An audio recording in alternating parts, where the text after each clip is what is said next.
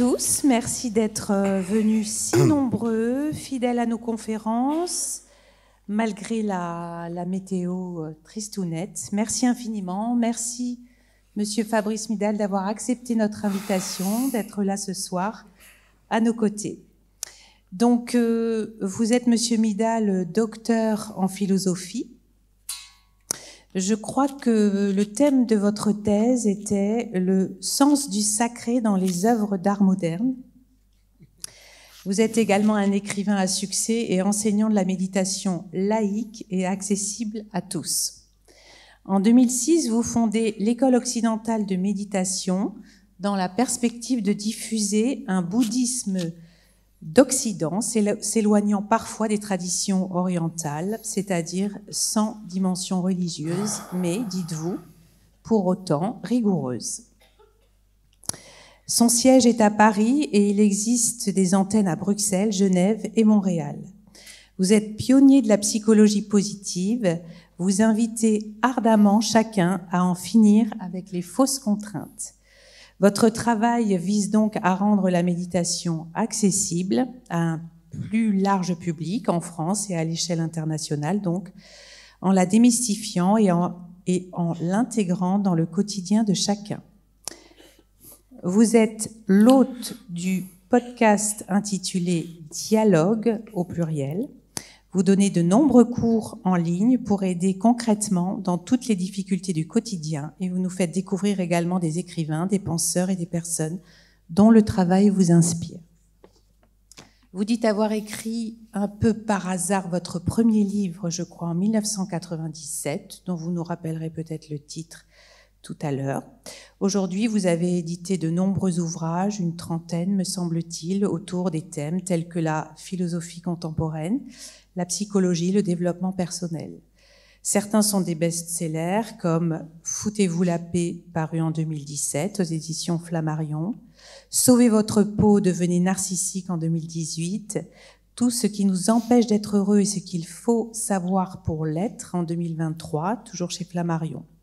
Ce soir, nous nous intéresserons plus spécifiquement à vos deux derniers ouvrages, Les princesses ont toujours raison, la sagesse des contes et légendes pour déjouer les pièges d'aujourd'hui, paru en mai 2023. On nous explique, dites-vous, que les princesses sont jolies et sans cervelle, ne faisant qu'attendre le prince charmant. Et si c'était faux? Et nous évoquerons bien évidemment votre dernier, paru il y a tout juste un mois, La théorie du bourgeon, une philosophie anti-découragement. Alors, merci infiniment pour ce remède à venir, Monsieur Midal. Nous sommes tout oui ce soir pour vous, qui êtes le passeur hardi d'une pensée toujours en fête, et mon Dieu, que ça fait du bien. Donc, très bonne soirée, 1 heure de conférence, 4-5 questions, comme à l'accoutumée, et puis on se retrouvera dans le hall pour la dédicace. Merci à vous, bonne soirée. Merci.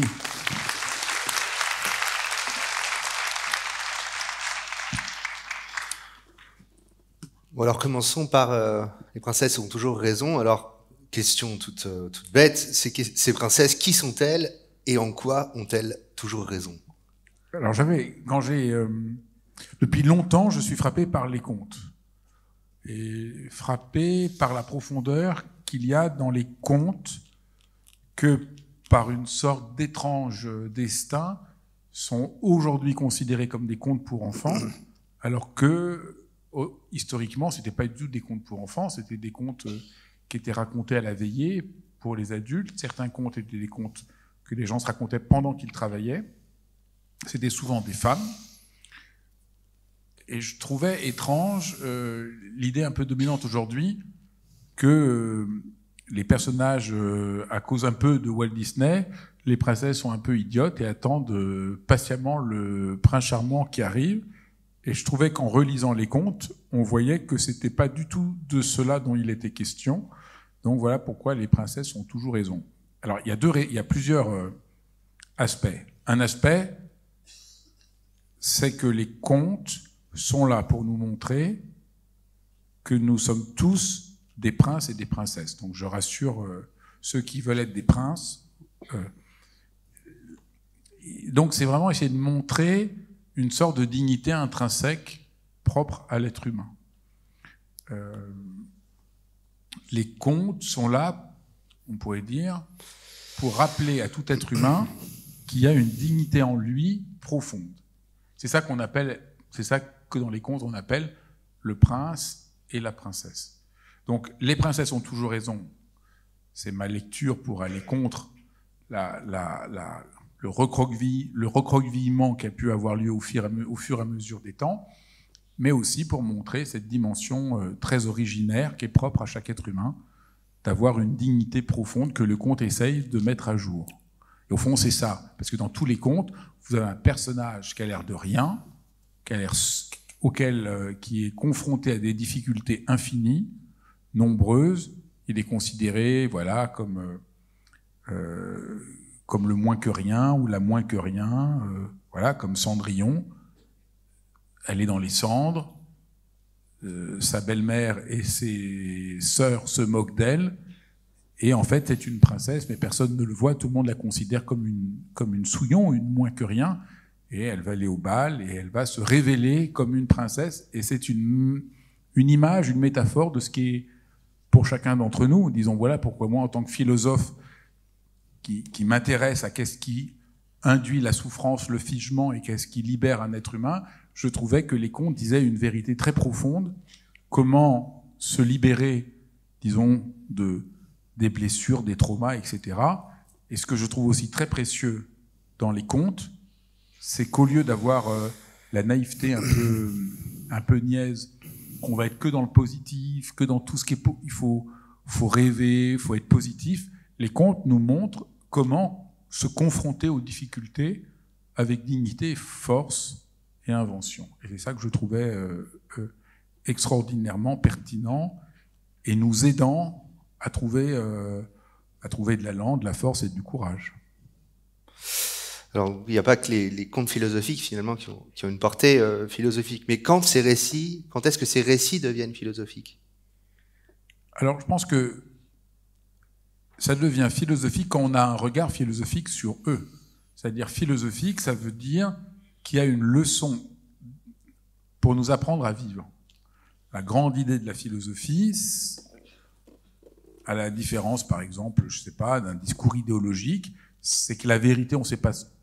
Un philosophe ne sait pas d'avance ce qu'est la vérité, mais il est prêt à questionner, à partir à l'aventure, à essayer d'explorer. Et je crois qu'un conte, on peut avoir une lecture philosophique. Mais il y a une autre partie de la réponse. Donc, les contes viennent de la nuit des temps. Et puis, il y a eu Charles Perrault, qui les a écrits au XVIIe siècle. Charles Perrault essaye de donner les lettres de noblesse aux contes en écoutant les femmes qui le racontent et en essayant de les faire entrer à la cour. Le dessin de Perrault, on fait un tout petit peu, je vous rassure, on va pas faire ça trop longtemps, mais on va faire un peu d'histoire. Perrault, son dessin, il est pris dans la querelle des anciens et des modernes. Le XVIIe siècle est marqué par la querelle des anciens et des modernes. La querelle, c'est est-ce que les choses les plus grandes ont été dites par les anciens, grecs, romains, et nous n'avons qu'à copier ce qu'ils ont fait. Donc, on fait des tragédies sur les sujets antiques.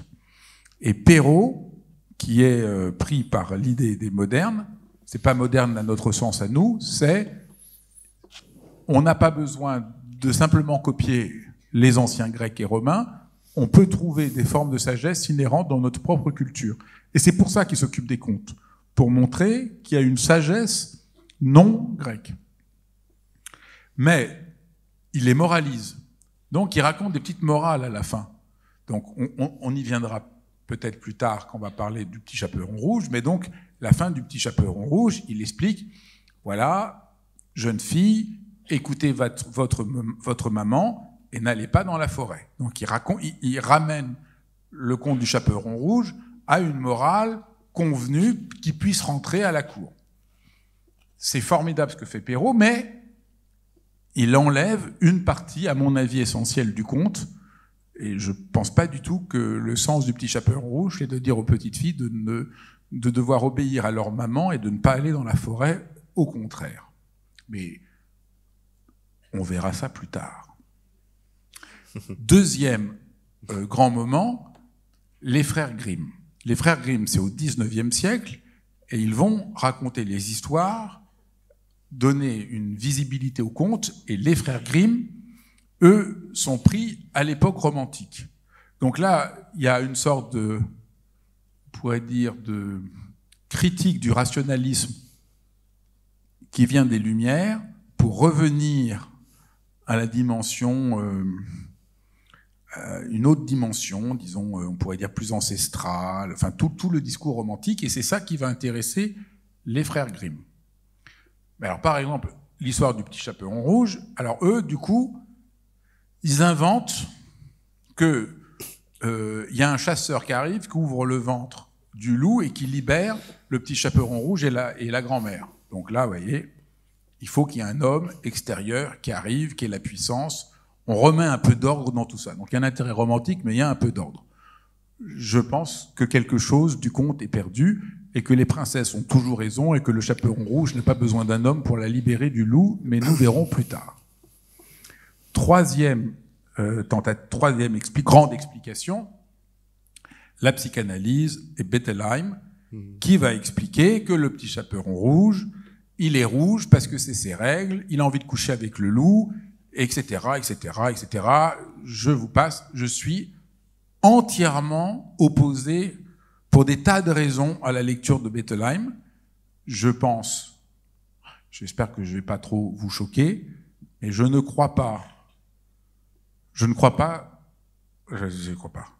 pense pas que le complexe d'Oedipe a la moindre légitimité. Je ne crois pas que la petite fille veut coucher avec son père. Je pense que la petite fille veut être aimée par son père et par sa mère. Et c'est un de mes grands sujets de bataille. Je pense que le petit garçon veut être aimé par son père et sa mère, et la petite fille veut être aimée par son père et sa mère. Et je pense que là, il y a quelque chose qui ne va pas du tout, et que Freud n'a pas du tout vu les violences faites aux enfants. Et là, on pourrait parler ici, l'aveuglement de Freud devant toutes les jeunes femmes qui venaient le voir pour se plaindre des abus qu'elles avaient subis par leur père et que Freud a interprété comme un fantasme de leur part. On ne va pas rentrer dedans, c'est un sujet vaste, mais c'est juste pour vous montrer tout l'arrière-plan de ce qui m'anime et pourquoi je pense que les princesses ont toujours raison. Donc il y a eu la lecture de Bettelheim, qui me semble absolument délirante. Et donc j'ai proposé de faire une lecture philosophique, c'est-à-dire existentielle, c'est-à-dire de me dire, non pas quels sont les ressorts cachés, non pas faire, non, on pourrait dire, ni comme Perrault, avoir une lecture moraliste, ni romantique, comme les frères Grimm, ni psychanalytique, avec ce que ça a, à mon avis, de complètement... qui ne voit pas le problème du trauma et de la souffrance, et de faire une lecture philosophique, c'est-à-dire voir à chaque fois ce qu'il se joue dans un conte, dans l'aventure existentielle fondamentale. Pour moi, la philosophie, alors il y a plein de gens qui ont des rapports complètement différents à la philosophie. Pour moi, la philosophie, c'est ce qui s'inaugure en Occident avec Socrate, qui pose des questions à tout le monde. Et qu'est-ce que fait Socrate? Les gens disent, ah oui, moi je sais. Je suis le président de la République et je sais comment s'occuper des agriculteurs. Eh bien, arrive Socrate, il dit, ah bon, vous savez, qu'est-ce que c'est un paysan? Il interroge, et jusqu'au moment où on voit qu'il ne sait rien du tout. Mais j'ai pris cet exemple-là, vous pouvez prendre n'importe lequel, vous pouvez prendre... Et chaque fois, Socrate arrive et pose et montre que ceux qui croient qu'ils savent, ne savent pas. Lui-même, il dit qu'il ne sait rien, Socrate, mais au moins il pose des questions. Il est ouvert au questionnement. Pourquoi ? Pour empêcher qu'on est enfermé dans un rôle et dans un modèle et que nous entrions dans l'énigme d'être un être humain, qu'on revienne dans l'énigme d'être un être humain. Et ce que je crois, ce que je propose dans le livre, c'est que chaque conte nous montre quelque chose de l'énigme d'être un être humain. Ça n'est pas une réponse, c'est pas un dogme, mais c'est un questionnement profond. Et je trouve que de cette lecture que je propose me semble plus riche. Bon, alors on va parler un peu comment vous avez sélectionné ces 40 contes. Alors, Pourquoi vous avez commencé par Hansel et Gretel, par exemple? Parce que il fallait quand même prouver que c'était les princesses qui avaient toujours raison. Parce que là, je vous vois dans la salle. Gretel, il est un peu non. bête. Ouais. Vous dites non, il exagère quand même. Alors prenons Hansel et Gretel, que je trouve mais lumineux. Parce que Hansel et Gretel, c'est un des contes les plus connus. Vous connaissez tous l'histoire de ce petit garçon et cette petite fille qui sont abandonnés dans la forêt. On va raconter un peu l'histoire quand même, on va se faire un peu plaisir. Donc ma lecture philosophique, voilà, donc ils viennent dans la forêt et ils voient une maison en sucre, en pain d'épices et en bonbons, ils sont très contents et ils commencent à manger les bonbons. Lecture philosophique, vous allez voir, c'est assez simple. Mais qu'est-ce que serait aujourd'hui une maison en sucre pour nous, au bonheur? Toutes les injonctions débiles, soyez heureux, en 3 leçons, si vous faites ça, vous allez aller bien, écoutez-moi et vous serez heureux. Enfin, exactement, c'est ça, la niaiserie de croire qu'on va pouvoir se débrouiller sans affronter la douleur, sans affronter le mal, que tout le monde devrait être gentil. Ceux qui vous disent, ah voilà, moi je suis du côté du bien, tout le monde est gentil, souvent, on dit, ah chouette, on mange un petit bonbon, un petit gâteau, et après, qu'est-ce qu'il y a ? Ce que le conte nous dit, vous voyez, qui n'est pas du tout que pour les enfants, mais qui est très profond, ce que le conte nous dit, devinez, eh bien, il y a une sorcière qui se cache derrière. Quand on vous propose des sucreries pour soyez positifs, soyez zen, soyez heureux, on se dit, merde, où est la sorcière? Voilà ça qu'il faut que vous disiez. C'est ça la leçon, première leçon du conte. Donc il y a une sorcière qui arrive, et elle prend Hansel et Gretel pour les bouffer. Alors d'abord, elle prend le petit garçon et elle le met dans une cage pour le bouffer. Et là, on voit le petit garçon, je suis désolé, je suis un homme, il faut quand même dire les choses. Il est vraiment trop con. Il pense qu'à bouffer, il est dans sa cage et dit « Donnez-moi à manger, donnez-moi à manger ». Tandis que Gretel, qui devient la servante, au lieu de se plaindre, elle réfléchit et elle se dit « Comment je vais faire ?» Et elle dit à son petit frère « Écoute, je ne peux pas t'empêcher de bouffer, tu penses qu'à bouffer, tu ne veux pas essayer de te délivrer, mais au moins, quand elle va te demander, puisqu'elle est un peu aveugle, la sorcière, montre ton doigt pour voir si tu grossis bien que je vais te manger, donne cet os de poulet devant elle, on va gagner du temps. » Vous voyez déjà, elle réfléchit. Donc comme je dis, les princesses ont toujours raison. Heureusement qu'il y a Gretel, parce que s'il n'y avait pas Gretel, ils seraient tous les deux bouffés par la sorcière. Donc d'abord, elle fait ça, et puis alors donc il met son petit doigt, au lieu de montrer son doigt qui grossit, parce qu'il est de plus en plus gros, il pense qu'à bouffer, être content, vous voyez, être dans le bonheur, dans être zen, tous ces trucs que je ne cesse de dénoncer. Et alors après, elle réfléchit, Gretel. Alors c'est très intéressant, parce que là on voit qu'est-ce que ça veut dire réfléchir. Le conte est très intelligent, il dit des choses très profondes. Si on veut réfléchir, c'est pas la peine de se dire « Oh là là, il faut que je réfléchisse, je vais réfléchir. » Vous voyez, tous les gens qui font comme ça, là, qui ont l'impression d'être très intelligents. Non, réfléchir, ça veut dire être sur le qui-vive, comme Socrate, on regarde. Donc elle regarde. Et alors un jour, la sorcière dit « J'en ai marre, je vais bouffer ton frère. Allume le feu. » Coup de génie. Gretel dit « Ah, mais je ne sais pas comment on allume le feu. Est-ce que tu veux me montrer ?» Et la sorcière rentre dans le four. Gretel ferme la porte du four et c'est la sorcière qui cuit dans le four et elle se sauve avec son frère. On voit bien qu'ici, c'est elle qui a fait tout le boulot. Et donc, quand je dis que les princesses ont toujours raison, Hansel et Gretel me semblent un très bon exemple. Pourquoi les princesses ont toujours raison? Et je trouve que c'est aussi un très beau conte pour montrer ce que c'est le travail philosophique, qui est d'affronter le mal, d'affronter les sorcières, et pas de croire qu'il y a une sorte de baguette magique qui fait que d'un seul coup, il n'y a plus de mal, il n'y a plus de sorcières. Aujourd'hui, le mal existe, comme de tous les temps, et ce dont nous montrent les contes, c'est comment on a le courage d'essayer de se confronter au mal. Et que la lumière vient du fait qu'on a affronté la nuit, et nier la nuit, c'est nier la lumière. Et c'est bien ça qui me semble dommageable aujourd'hui. En voulant faire semblant qu'il n'y a pas d'ombre, qu'il n'y a pas de nuit, en faisant semblant que les problèmes qu'ont les gens sont immédiatement pathologisés, nous sommes en train de détruire quelque chose de fondamental. Et alors c'est une des choses, c'est très étonnant. Vous êtes angoissé, ce qui est inhérent à tout être humain, aujourd'hui, c'est tout de suite vu comme une pathologie. Tout est vu comme une pathologie. Alors, un être humain, il y a des moments il craque, il y a des moments il en a marre, il y a des moments il en peut plus, il y a des moments il est au fond du trou. C'est pas pathologique. Il peut y avoir des moments pathologiques, mais un être humain vit des épreuves. Ça fait partie d'une existence humaine. Et je voudrais réhabiliter le fait qu'un être humain traverse des épreuves et qu'il n'est pas pour autant anormal, il est juste humain. Et que les contes nous montrent comment faire la paix avec le fait que des fois on n'en peut plus, que des fois on est en colère, que des fois on est angoissé, ce qui me permet de dire que rien ne me semble plus absurde et dangereux que la distinction qui s'impose partout entre émotions positives et émotions négatives. Ça n'existe pas. Il n'y a pas d'émotions négatives. La colère, l'agressivité, le chagrin ne sont pas plus négatifs que la joie. Il y a des joies idiotes.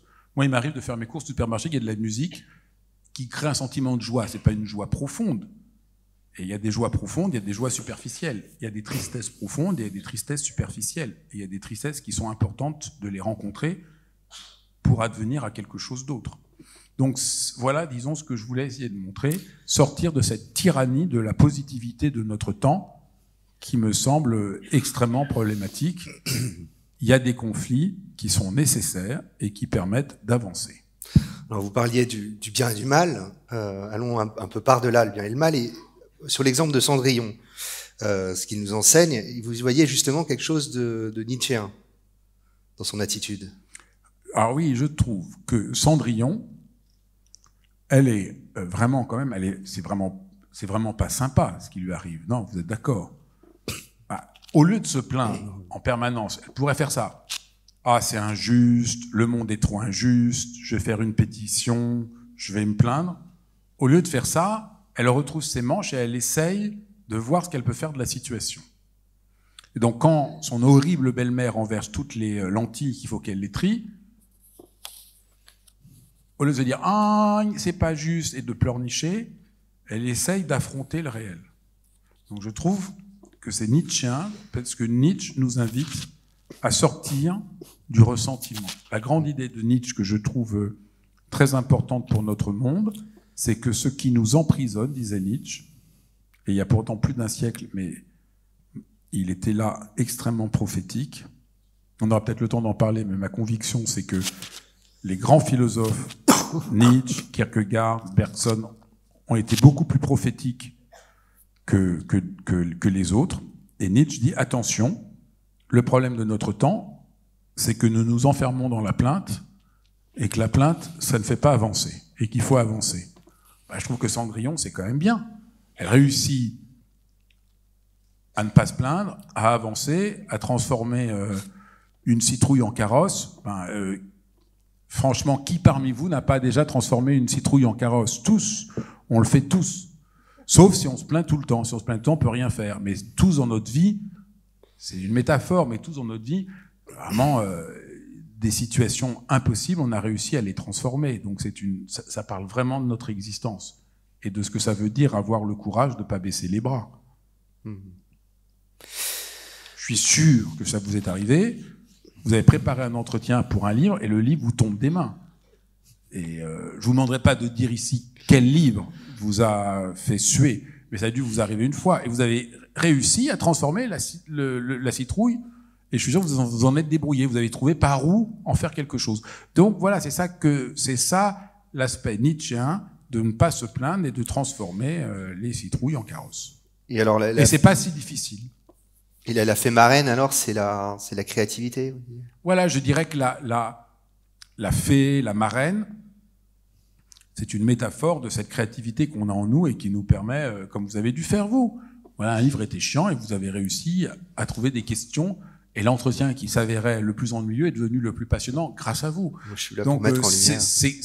Vous avez fait jouer votre marraine.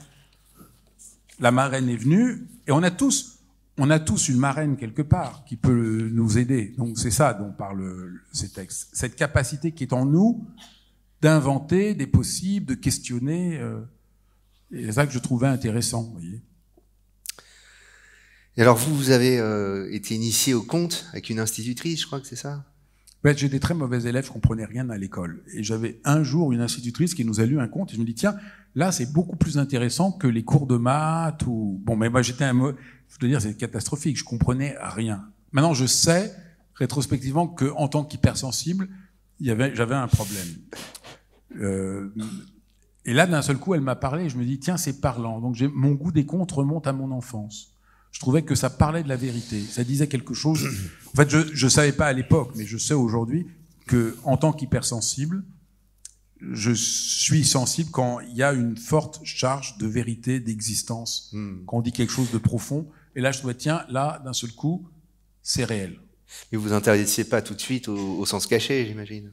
Non, ça c'est vraiment venu beaucoup plus tard avec la philosophie et avec le travail. De comprendre qu'est-ce qui se joue. Et là, j'étais un peu vite sur Perrault, les frères Grimm, la psychanalyse. Mais évidemment, moi, ce qui m'a beaucoup intéressé, c'était de remonter à la fois aux traditions orales qui existaient, et puis aussi à la dimension plus traditionnelle. J'étais très marqué par tout ce courant de relecture des mythes par Dumézil, que peut-être certains d'entre vous connaissent, qui a énormément marqué. Et j'avais déjà, quand j'avais travaillé sur Narcisse, essayé de faire une lecture une lecture du mythe de Narcisse, en m'appuyant beaucoup sur tous les textes anciens, et me rendant compte que tout ce que les gens racontent sur Narcisse est beaucoup trop étroit. Or, on va parler de Narcisse, c'est pas du tout prévu au programme, mais on va faire une petite parenthèse. Parce que Narcisse, c'est l'insulte suprême. Dire à quelqu'un qu'il est narcissique, c'est l'insulte suprême. Alors, bon, des fois je suis un peu provocant, mais quand même je me suis dit, c'est bizarre que Narcisse soit l'insulte suprême, parce que Narcisse, c'est le nom d'une fleur. C'est le nom de la première fleur du printemps. Et puis, même si j'ai un peu de résistance devant la psychanalyse, Lou Andrea Salomé a écrit un texte sur le narcissisme qui est un texte fondamental. Et une des plus belles rencontres de toute l'histoire de l'écriture au XXe siècle, c'est la rencontre de Rilke et de Valéry. C'est une histoire, vous savez, les écrivains, c'est rare qu'ils s'entendent. Je ne sais pas si vous êtes au courant, si vous connaissez, mais un jour, Joyce a rencontré Proust. C'est quand même extraordinaire. Ouais, donc on va se dire, waouh, vous imaginez, moi j'adorais être là, écouter ce que Joyce dit à Proust. Ils ont dû se raconter les plus grands secrets sur la littérature. Donc ils se voient, Proust dit à Joyce, vous connaissez un tel? Joyce dit non. Et vous connaissez un tel? Et Joyce dit oui. Et c'est fini. Ils ont parlé de leurs problèmes de santé, de leur oui, et surtout de ça. Leurs maux de ventre et leur pas du tout de littérature. Et ça c'est fini. Donc c'est un peu décevant. Mais il y a une rencontre dans l'histoire de la littérature qui est absolument sublime, c'est Rilke et Valéry. Donc Valéry, bon, vous connaissez sans doute, un des grands poète français, dont le sujet a été Narcisse. Valéry a écrit toute sa vie sur le Narcisse depuis la fin du XIXe siècle. Le XXe siècle, c'est vraiment son leitmotiv. Rilke, c'est vraiment, à mon avis, une des plus grandes figures du XXe siècle. Si vous avez jamais lu Rilke, je vous conseille de lire Les Lettres à un jeune poète, qui me semble un des plus grands livres qu'on a jamais écrit. Et Rilke a passé toute sa vie aussi à méditer le sens de Narcisse. Et Rilke a traduit Valéry en allemand, et Rilke, à la fin de sa vie, a choisi d'habiter en Suisse, et Valéry, un jour, était en Suisse. Et ils se sont retrouvés. Ils ont passé la journée ensemble. Ils ont parlé de quoi? De Narcisse. Et ils ont tous les deux dit que c'était une des plus belles journées de leur vie, une des plus belles rencontres de leur vie. Alors, je trouvais extrêmement intéressant, quand même, que deux écrivains parlent de Narcisse, ça les rend pas du tout au sens actuel narcissique, ça les rend au contraire très ouverts. Et donc je me disais, mais il y a un truc qui va pas sur Narcisse. De dire que Narcisse, ça veut dire être égocentrique, non. Et donc je me suis beaucoup plongé sur toute l'histoire du mythe de Narcisse, surpris que tout le monde ne se limite à ce qu'en dit Ovide, qui est tout à fait passionnant, Ovide. Mais Ovide n'est qu'un jalon d'une longue histoire précédente. Et je vous renvoie à mon livre sur Narcisse, mais tout ça pour montrer que Narcisse, ça veut pas du tout dire être égocentrique, mais Narcisse, ça veut dire juste être suffisamment en paix avec soi-même pour être ouvert au monde et pouvoir prendre sa place. Et être en rapport à l'énergie de la vie, de ce renouvellement qui est symbolisé par la fleur de Narcisse. Parce que quand même, si les Grecs avaient eu l'idée de nommer l'égocentrisme, parce que pour nous, narcissique, c'est être égocentrique, horrible, une sorte de... Ils n'auraient pas choisi la fleur de Narcisse, qui est la première fleur du printemps, qui est la fleur du renouvellement. Ils auraient choisi je sais pas, ils auraient appelé ça, je sais pas, araignée. On dirait pas t'es narcissique, on dirait t'es araignée. Ah oui, j'ai pas envie. Mais être narcissique. Donc voilà. Donc depuis longtemps, pour répondre à votre question, je me suis intéressé à poser des questions au conte et au mythe et à revenir au sens, évidemment. On n'a pas le temps ici, mais le mythe de Narcisse a à voir avec un mythe initiatique fondamental. Et je n'ai pas le temps de développer, mais pourquoi, chez les Grecs, les garçons se transforment en fleurs et les filles se transforment en arbres. C'est quand même étonnant, non? Vous voyez, Daphné se transforme en laurier et les garçons se transforment en fleurs. Mais je n'en dirai pas plus. Mais voilà une question que je trouve passionnante. Bon, est-ce qu'il y a un conte sur lequel vous voudriez revenir ou j'ai pas mal de questions sur peut-être le petit chaperon rouge. Vous avez l'air. Oui, parce que le chaperon rouge, je trouve que c'est très pédagogique. Et le chaperon rouge, c'est le conte qui m'a donné le plus de mal. Pendant des semaines, je me disais, je n'y arrive pas. Je n'arrive pas à comprendre de quoi parle ce conte. Donc, je vous ai raconté mon dépit devant la lecture psychanalytique. Et alors, comme je suis très pragmatique, je me suis dit, donc le petit chaperon rouge, c'est la fille qui veut coucher avec le loup et qui a ses règles. Et je me suis dit, mais c'est bizarre, quand j'étais petit garçon, j'adorais qu'on me raconte le conte. J'adorais quand ma grand-mère me disait, pourquoi tu as de si grandes mains? C'est pour mieux... J'adorais ce passage. Alors je me disais, mais peut-être je suis un peu tordu. Donc j'ai demandé à tous les hommes que je rencontrais, est-ce qu'ils aimaient le petit chaperon rouge?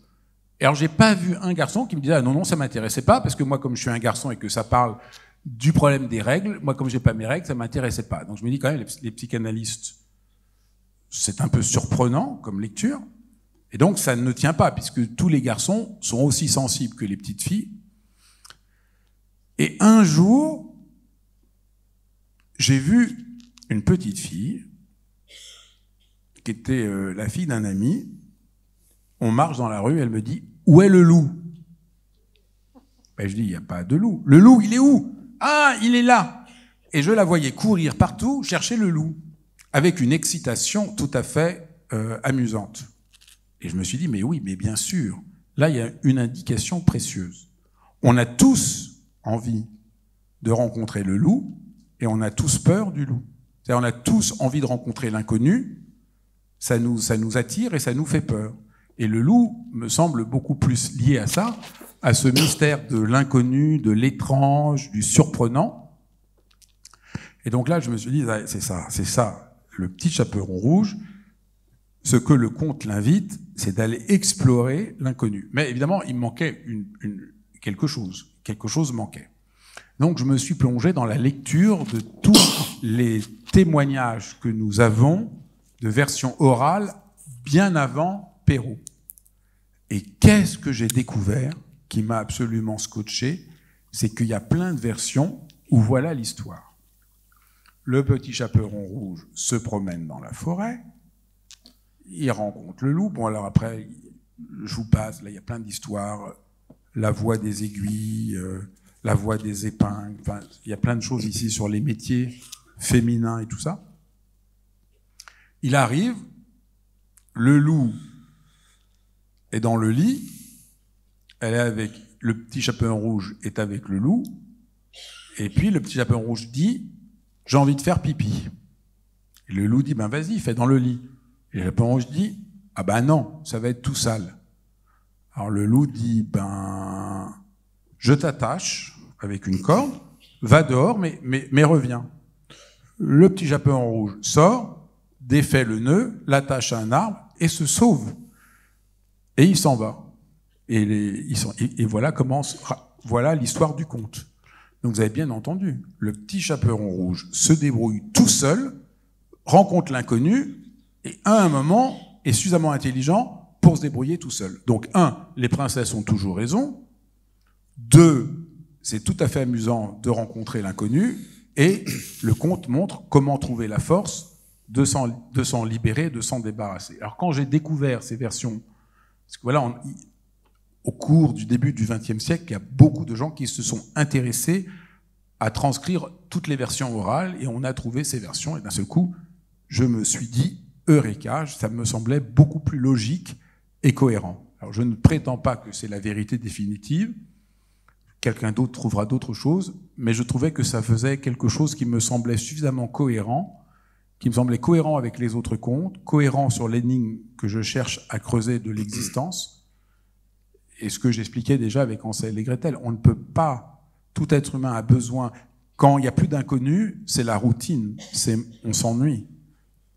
Mais si l'inconnu est trop inquiétant, on perd pied. Donc la vie est un équilibre entre sécurité et insécurité. Un autre sujet qui me passionne, c'est l'éducation. On ne va pas parler ici de l'éducation parce que là, c'est aussi confus que sur Narcisse. On raconte beaucoup de choses qui me semblent complètement fausses. Mais disons, les études les plus intéressantes sur l'éducation, c'est que l'enfant a 2 besoins fondamentaux. Il a besoin de sentir sécure. Ce serait mieux de dire sécure que sécurité, me faisait remarquer à très juste titre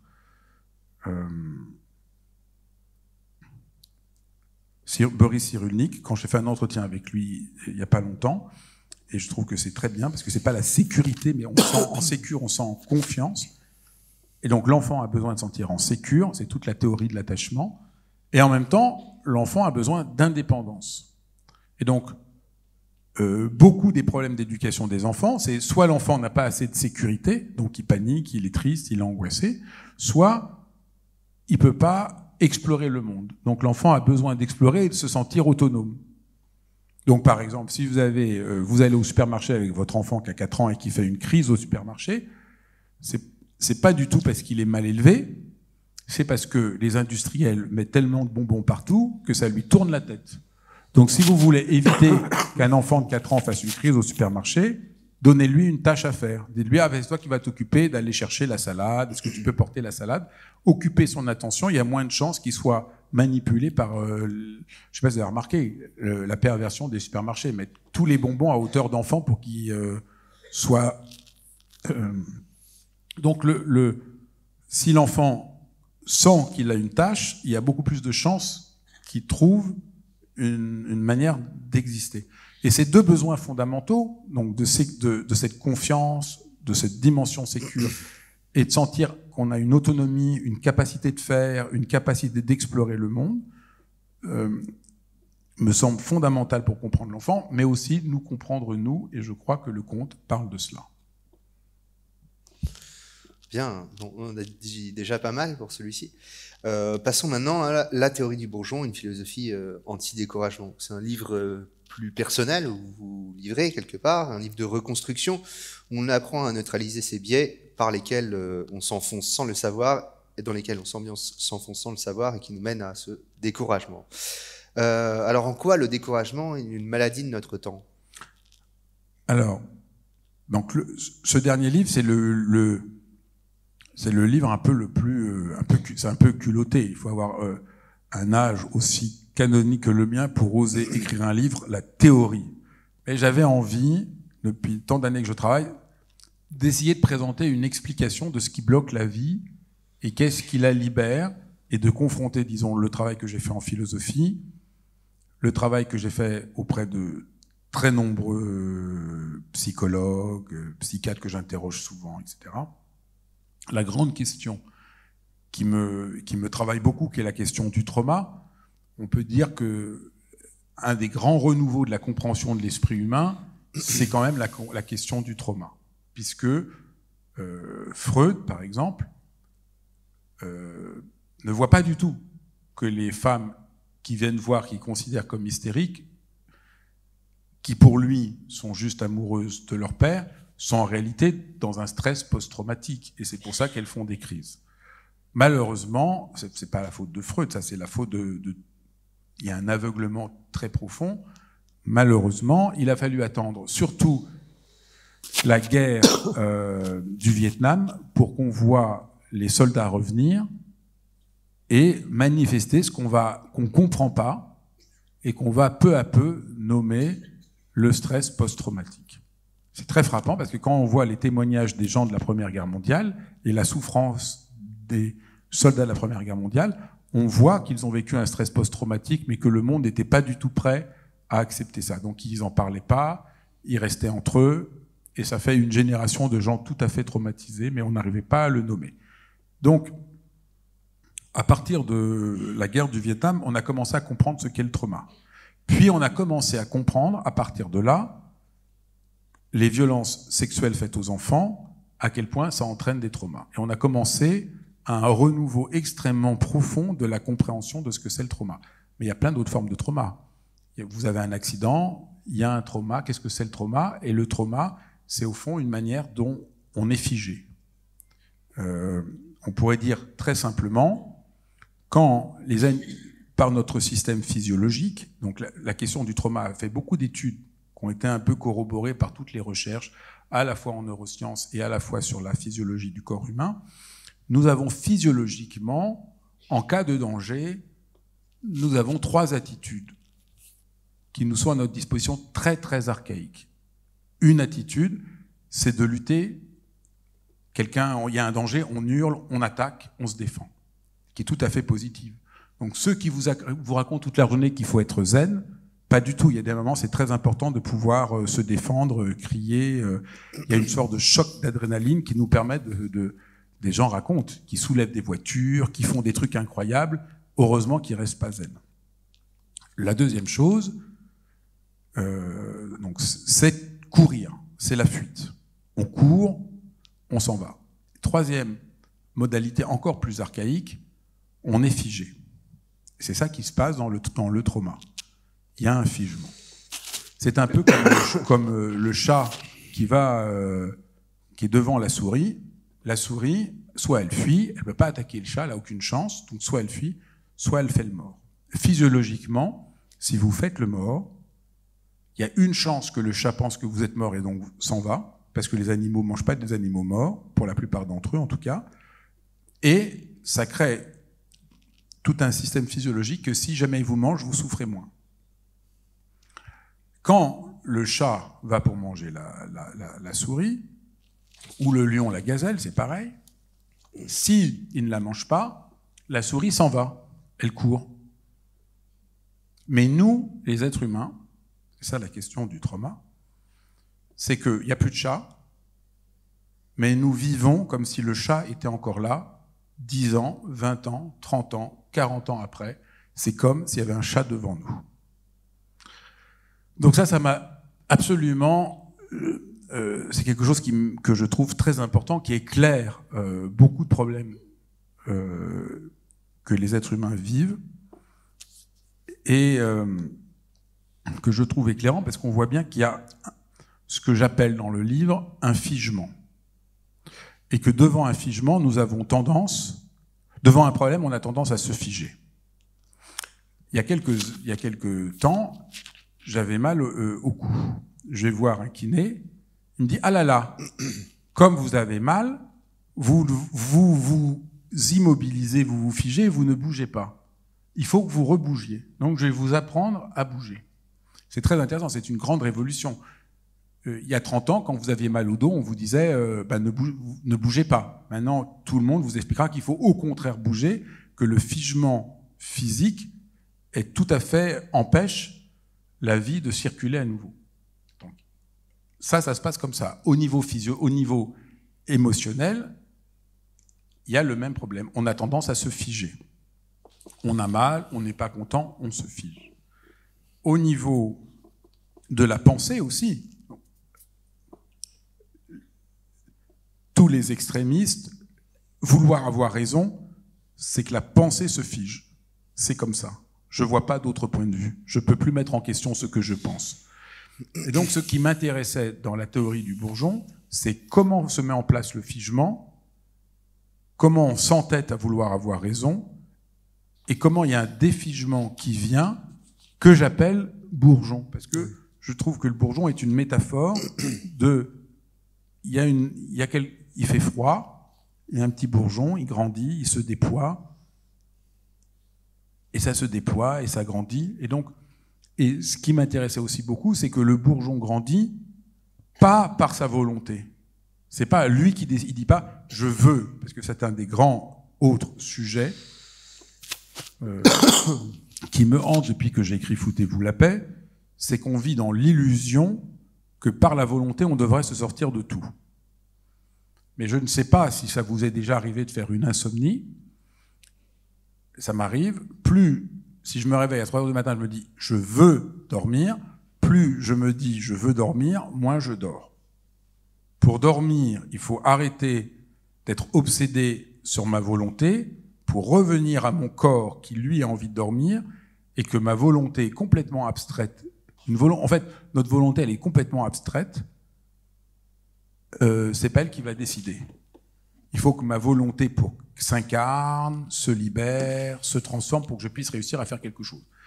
C'est comme quelqu'un qui est angoissé, c'est pas parce qu'il veut ne plus être angoissé qu'il est plus angoissé. Moi, j'ai beaucoup aidé quand j'étais jeune des élèves à travailler, j'aidais les élèves à travailler qui avaient des difficultés scolaires, et j'allais voir les parents, me disaient « mon fils veut rien faire » ou « ma fille veut rien faire ». Puis je voyais, c'était pas qu'ils voulaient rien faire, c'est qu'ils savaient pas où mettre son attention et quel effort allait pouvoir fonctionner. Et donc tout mon travail était d'arrêter la culpabilisation « tu veux pas, si tu voulais, tu pourrais », pour essayer de décortiquer où était le problème et où était le nœud.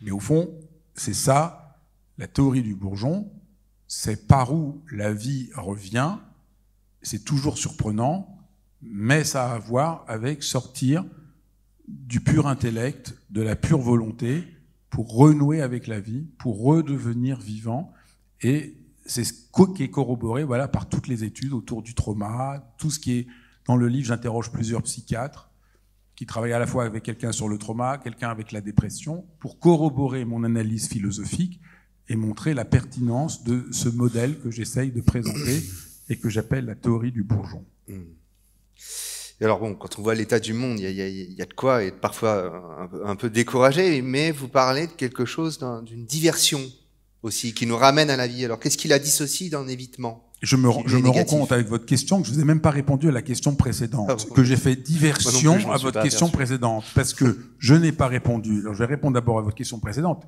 Pourquoi je crois que notre temps est marqué par le découragement ?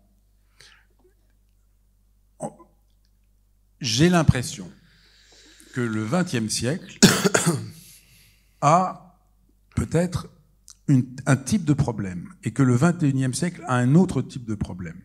Que c'est pas exactement... Les êtres humains ont toujours les mêmes problèmes, bien sûr, mais il y a quand même des caractéristiques propres à chaque temps. J'ai l'impression que le XXe siècle s'est marqué vraiment par la névrose. Tout le monde parle de névrose, tout le monde est névrotique. Il y a un interdit. Au XXe siècle, il y a un interdit, je dois être comme ceci, donc il y a l'interdit de la sexualité, les gens ne peuvent pas avoir la sexualité qu'ils veulent, se marient très tôt, et donc il y a toute la question, le XXe siècle va sans arrêt en train d'être travaillé par comment être en rapport à son désir, savoir qu'est-ce que je veux, sortir de ce qu'ont voulu mes parents pour moi. J'ai l'impression que le XXIe siècle est marqué par ça existe bien sûr, mais pour la plupart d'entre nous, on est quand même assez libre de faire ce qu'on veut aujourd'hui, mais on a un problème, c'est qu'on est pris par l'obsession d'être efficace, de la rentabilité. on s'instrumentalise soi-même. Tout est pris par l'instrumentalisation de soi-même, ce qui se marque par le langage. C'est tout à fait frappant, tout le monde parle de gérer ses émotions. Comme je dis toujours, on peut gérer son compte en banque, on ne peut pas gérer ses émotions. Gérer, c'est un mot du domaine économique. Là, il y a une collusion. Cette collusion, c'est qu'on essaye de s'instrumentaliser soi-même comme si on était une banque de données qu'on doit rentabiliser. Ce qui fait que les maladies, à mon avis, nouvelles du XXIe siècle, le stress, le burn-out, la charge mentale, c'est des termes qu'on employait beaucoup moins au XXe siècle. Mes grands-parents travaillaient 12 heures par jour, mais ils ne faisaient pas de burn-out. Ils étaient fatigués. Mon grand-père était épuisé d'avoir beaucoup travaillé, mais il n'avait pas l'impression d'être instrumentalisé. Il avait l'impression du travail bien fait, de pouvoir accomplir ce qu'il avait à faire. Et donc, l'hémorragie qu'on voit de toutes les études du burn-out, qui est quand même une maladie absolument folle, quand on y pense. Enfin, folle, singulière. Qu'est-ce que c'est le burn-out? C'est l'instrumentalisation de soi-même au point que je ne suis plus en rapport à ce que je sens et à ce que je vis. Je m'instrumentalise tellement que j'explose. Et ça me semble vraiment typique de ce que j'essaye de nommer dans le livre comme la maladie de notre temps, que j'appelle, au fond, le découragement, parce qu'on est tellement sommé d'être parfait, d'en faire plus. On est toujours coupable. Tout le monde se sent coupable de ne pas en faire assez. On est coupable de ne pas être un assez bon père, une assez bonne mère, assez efficace. Et je crois que c'est ça qui entraîne très profondément le découragement. Et ma thèse, depuis une dizaine d'années, c'est qu'il y a une double peine pour les gens qui font un burn-out. Ils font un burn-out et on les accuse que c'est de leur faute parce qu'ils n'ont pas assez bien géré leur stress. Et mon discours, c'est de dire que là, on est en train de marcher sur la tête. C'est l'inverse. Personne ne fait un burn-out quand on n'a rien à faire de son travail, des usagers, des gens avec lesquels ils travaillent. Les gens font un burn-out parce qu'ils veulent trop bien faire. C'est le même renversement que j'ai fait avec Narcisse. Les gens font un burn-out parce qu'ils veulent trop bien faire, et au lieu de leur dire « excusez-nous, nous en tant que société, il y a quelque chose qu'on n'a pas respecté », on leur dit « c'est de votre faute, instrumentalisez-vous davantage pour être encore plus performant ». C'est vous dire que même si je suis engagé depuis 30 ans à défendre la méditation, je suis effrayé de voir aujourd'hui la méditation instrumentalisée comme une technique de gestion du stress pour être plus performant jusqu'à ce que mort s'en suive. Donc si vous êtes stressé, prenez une application, méditez, n'ayez pas d'état d'âme, n'ayez pas d'émotion, soyez performant, soyez performant. Donc c'est déjà ce qu'on a parlé avec les princesses ont toujours raison, ça ne marche pas comme ça la vie. La vie, on rencontre des sorcières, on a peur, on a mal, et que la vraie sérénité, c'est pouvoir aller avec le mouvement de la vie. Et donc, pour comprendre ce qui me pousse en avant dans cette idée de découragement, c'est l'analyse philosophique de Nietzsche, de Bergson, de Kierkegaard. Donc il y a plusieurs figures comme ça dans le livre, qui tous disent... Jung aussi. Comment ? Jung aussi. En tout cas, surtout ce qui m'intéresse, c'est Nietzsche, Bergson, Kierkegaard, parce que les trois disent, attention, nous allons droit dans le mur, nous sommes en train d'oublier la vie. Notre modèle, c'est de devenir comme des robots. Mais vous n'êtes pas stressé parce que vous n'êtes pas comme un robot. Vous êtes stressé parce que vous êtes un être humain et vous n'allez jamais devenir un robot. Et donc, je trouve que c'est là où les philosophes ont été prophétiques. Donc Nietzsche appelle ça le nihilisme, on est contre la vie. Bergson souligne qu'on est en train de nier le mouvement de la vie comme surgissement sans cesse nouveau. Et je trouve que c'est extrêmement profond et qu'il faut repartir de là. Pourquoi nous oublions la vie? Et la vie, c'est quoi? La vie, ça ne se contrôle pas, ça s'écoute, ça se guérit, ça s'apaise, ça se célèbre. Et on veut aujourd'hui nous faire croire que la vie, ça se contrôle. C'est pas vrai. On contrôle des données, mais on ne contrôle pas la vie. Et donc, au fond, c'est revenir à ça. Alors, pour répondre à votre question sur la diversion, j'essaye de montrer que devant un problème, c'est pas l'entêtement, la volonté à tout prix de réussir, mais c'est de faire comme ce que j'ai vu faire quand j'écrivais le livre Une mère de famille avec sa petite fille. Sa petite fille tombe, s'égratine un peu les genoux, et la petite fille regarde sa maman. Et là, on voit le moment, est-ce qu'elle va pleurer ou pas? Et alors la maman a un coup de génie, elle dit à la petite fille, oh, regarde, il y a un petit chat. Alors la fille regarde le petit chat, et je la vois, j'étais juste là, un sourire, et elle court avec le petit chat, au lieu de pleurer.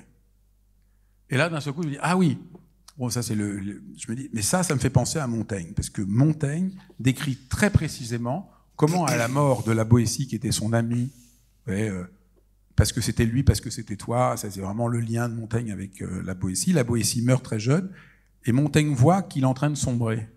Et il écrit ici comment la diversion, c'est pas du tout il y a une diversion idiote, c'est-à-dire je fuis mes problèmes. Mais il y a aussi une diversion qui est tout à fait féconde, qui est que s'entêter devant un problème ne fait que nous y enfoncer davantage, et qu'il faut renouer avec la vie pour retrouver un autre allant. Quand la mère a dit à sa petite fille, regarde le petit chat, elle lui a pas dit, on nie le problème, c'est pas, elle dit pas qu'il faut se laisser bouffer par la sorcière. Elle lui dit juste, mets-toi en rapport aux forces de vie et tu vas aller mieux. Un autre exemple, donc, que je ne parle pas dans le livre, mais qui est absolument, que je trouve renversant. Descartes, qui a mauvaise presse, donc on va réhabiliter Descartes ce soir. Je suis ravi de vous proposer une réhabilitation de Descartes. Descartes reçoit des lettres de la princesse Élisabeth, qui a le titre de princesse mais qui est complètement ruinée, et qui a lu très attentivement les textes de Descartes, et qui lui écrit « Vous parlez dans vos livres de l'union de l'âme et du corps », parce que contrairement à ce qu'on raconte, Descartes, c'est pas la séparation de l'âme et du corps. Vous savez, il y a un auteur qui a écrit un livre qui s'appelle Damasio, qui a écrit L'erreur de Descartes. Le livre L'erreur de Descartes, c'est l'erreur de Damasio qui n'a pas su lire Descartes. Parce que s'il avait lu Descartes, Descartes ne dit pas du tout ce que Damasio dit que Descartes dit. La preuve en est, il suffit de lire la correspondance de Descartes avec la princesse Élisabeth. Donc la princesse Élisabeth lui dit « Ah là là, je ne comprends pas ». Et puis alors ils échangent des lettres, c'est une correspondance magnifique. Et puis elle lui dit « J'ai de la fièvre qui ne passe pas, les médecins viennent et me disent que je dois prendre des os. Est-ce que vous pensez que ça va m'aider ?» Et Descartes lui dit « Si vous comprenez bien l'union de l'âme et du corps, à mon avis, si vous avez de la fièvre, c'est juste que vous êtes triste. Vous êtes triste parce que vous faites du souci à cause de votre situation familiale. Vous êtes triste parce que vous souffrez. Vous êtes triste parce que votre frère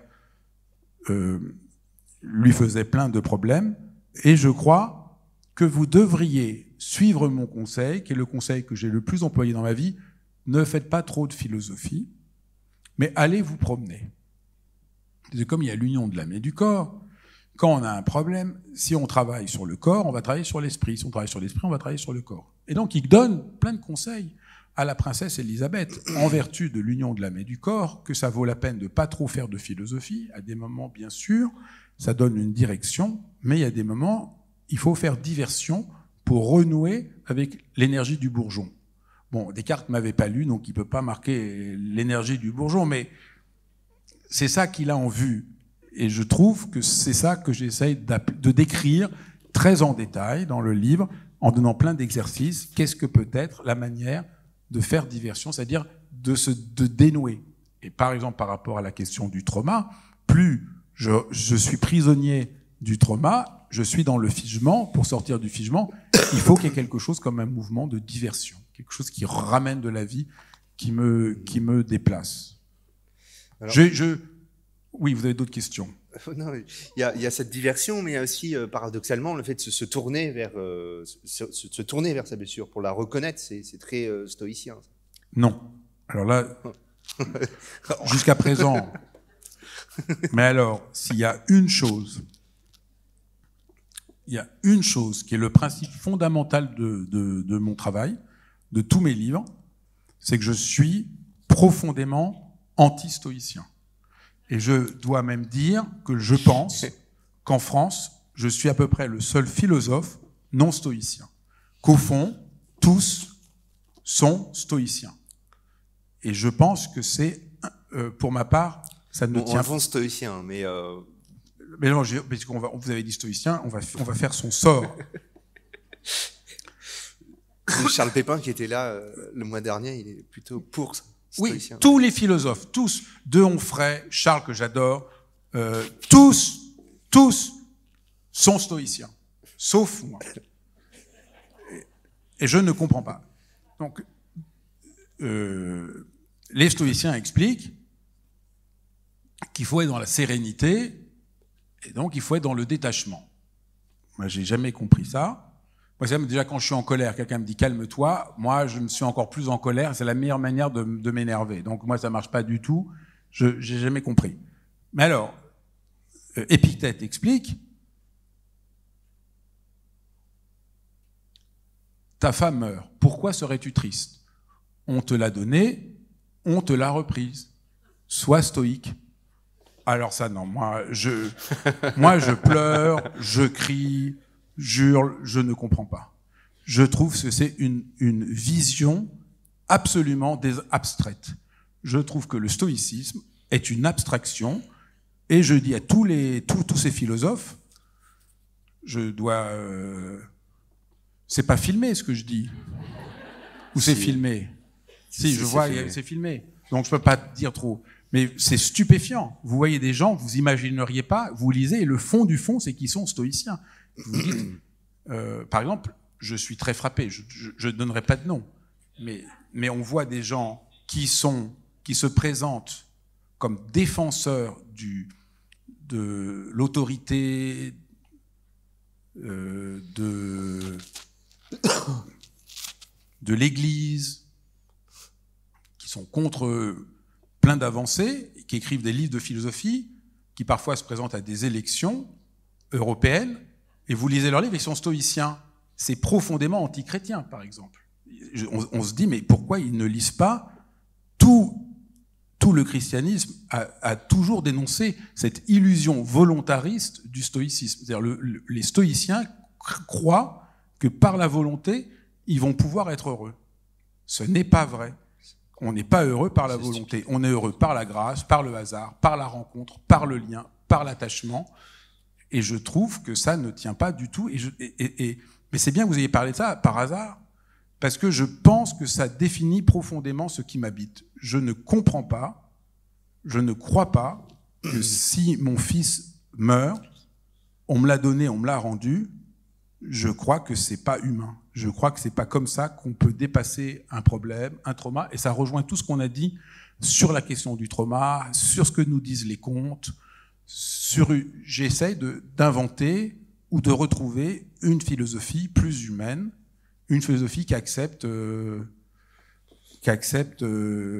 pleurer, qui accepte d'avoir mal, qui accepte de pas tout savoir, qui accepte de faire la paix avec notre humanité. Et je trouve que les stoïciens ne font pas la paix, ont un rêve d'inhumanité, et qu'il y a une collusion entre le stoïcisme antique et la volonté de contrôle total de notre monde, où il faudrait ne pas avoir d'émotion. Et je trouve qu'il faut au contraire réhabiliter la profondeur de l'existence, qui est la profondeur de l'existence échappe à ces déterminations. Voilà. Du coup, j'ai pas du tout répondu à votre question, mais ça a permis de pêcher le faux pour avoir le... En tout cas, j'espère, même si j'ai pas répondu à votre question, au moins j'espère que je vous ai montré pourquoi ce que j'écris est tout entièrement non stoïcien. Et en plus, dernier point, je trouve que les stoïciens ne sont plus philosophes, parce qu'il n'y a plus d'interrogation. Ils écrivent des manuels qu'il faut appliquer, et moi je crois que la philosophie c'est un questionnement infini. Mais alors vous parlez aussi de Jung, de l'enfant intérieur. C'est une solution, c'est de renouer avec ça, et Marie Curie aussi en parle. Alors, oui, La question de l'enfant intérieur est une question que je trouve très intéressante. Du reste, si ça vous intéresse, je fais des cours en ligne avec plein d'exercices et le prochain que je ferai en avril sera sur l'enfant intérieur. Je crois que l'enfant intérieur, c'est très profond. Là, Jung a une intuition. Il y a en chacun d'entre nous un enfant. L'enfant intérieur, c'est plein de choses. C'est la dimension d'enfance originaire. Ce qui conduisait Bernanos à dire la seule chose la plus importante que je veux dans ma vie, c'est d'être c'est d'avoir été toute ma vie fidèle à l'enfant que j'ai été. Voilà, une phrase tout à fait non stoïcienne. C'est tout à fait. Bernanos, il y avait une autre phrase que j'aime beaucoup. Se connaître soi-même est la démangeaison des imbéciles. J'aime beaucoup Bernanos. Je trouve qu'il a un sens. Mais donc Bernanos, il faut être fidèle à l'enfance qui est en nous.